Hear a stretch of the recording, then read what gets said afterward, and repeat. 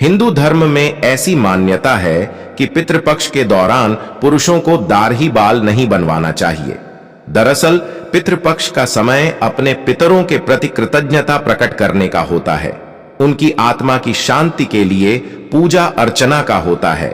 ऐसे में पितृपक्ष को लेकर शास्त्रों में कुछ नियम भी बताए गए हैं।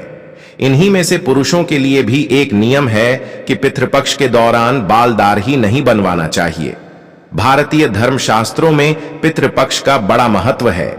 ऐसा माना जाता है कि इस समय पितर पूर्वज पृथ्वी पर आते हैं और वंशजों को आशीर्वाद देते हैं। उनके लिए किए गए दान, तर्पण और श्राद्ध कर्म से उनकी आत्मा को शांति मिलती है और परिवार में सुख समृद्धि बनी रहती। आगे पितृपक्ष के दौरान हम अपने पूर्वजों के प्रति शोक व्यक्त करते हैं। शोक के समय खुद को सजाने संवारने को सही नहीं माना जाता है। दाढ़ी और बाल काटने को शारीरिक सौंदर्य से जोड़कर देखा जाता है और शोक के समय यह अनुचित समझा जाता है। इसलिए पितृपक्ष में दाढ़ी और बाल काटने से परहेज किया जाता है। यह भी माना जाता है कि पितृपक्ष के दौरान हम अपने पूर्वजों की आत्मा की शुद्धि के लिए पूजा पाठ और श्राद्ध कर्म करते हैं। इन कर्मों के दौरान शरीर का भी शुद्ध रहना जरूरी होता है।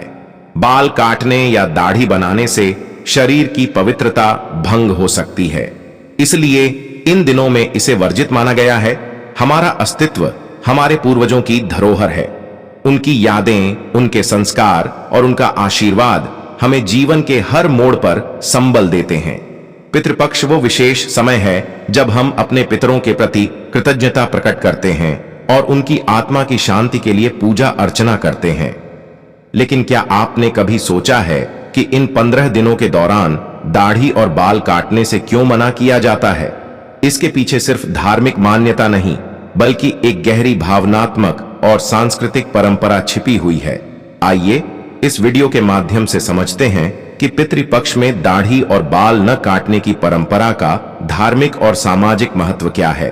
पितृपक्ष को तपस्या और आत्म संयम का समय भी माना जाता है। यह वह समय है जब व्यक्ति खुद को साधारण रखकर अपने पूर्वजों की आत्मा की शांति के लिए प्रार्थना करता है। शरीर की सजावट को भोग विलास से जोड़कर देखा जाता है, जबकि तपस्या का समय सादगी और विनम्रता का प्रतीक होता है। यह माना जाता है कि पितृपक्ष के दौरान हम अपने पूर्वजों की आत्मा की शुद्धि के लिए पूजा पाठ और श्राद्ध कर्म करते हैं। इन कर्मों के दौरान शरीर का भी शुद्ध रहना जरूरी होता है। बाल काटने या दाढ़ी बनाने से शरीर की पवित्रता भंग हो सकती है, इसलिए इन दिनों में इसे वर्जित माना गया है। धार्मिक कारणों के अलावा पितृपक्ष में दाढ़ी और बाल न काटने के कुछ वैज्ञानिक कारण भी हो सकते हैं। यह देखा गया है कि पितृपक्ष के दौरान मौसम में बदलाव होता है। इस समय शरीर की प्रतिरोधक क्षमता कमजोर हो सकती है और दाढ़ी या बाल काटने से त्वचा पर संक्रमण का खतरा बढ़ सकता है। ऐसे में इस परंपरा का पालन शरीर को संक्रमण से बचाने के लिए भी किया जाता है। भारत एक ऐसा देश है जहां धार्मिक परंपराओं का पालन व्यक्तिगत स्तर पर भी होता है और सामूहिक रूप से भी।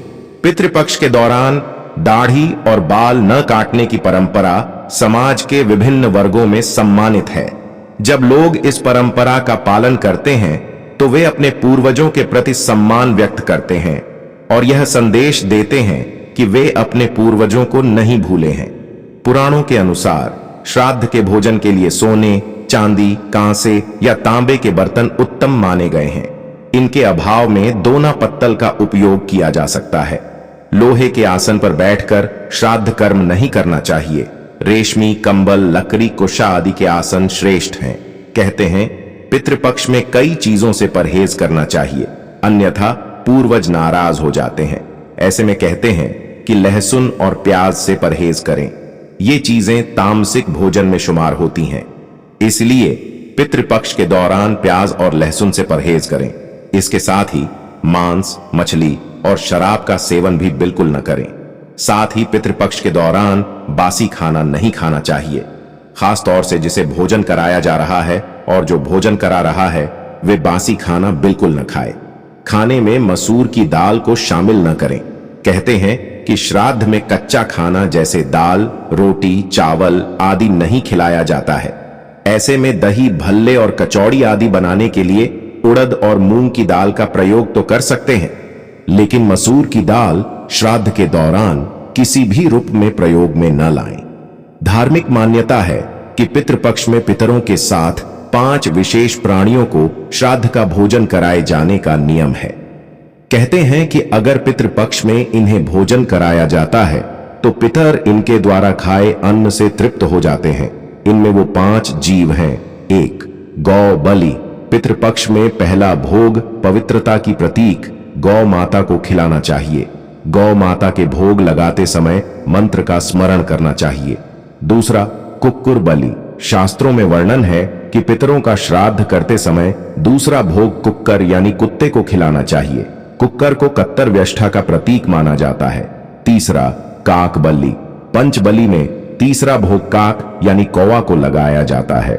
इनके अन्न खाने से पितृ तृप्त हो जाते हैं। चौथा, देव बलि।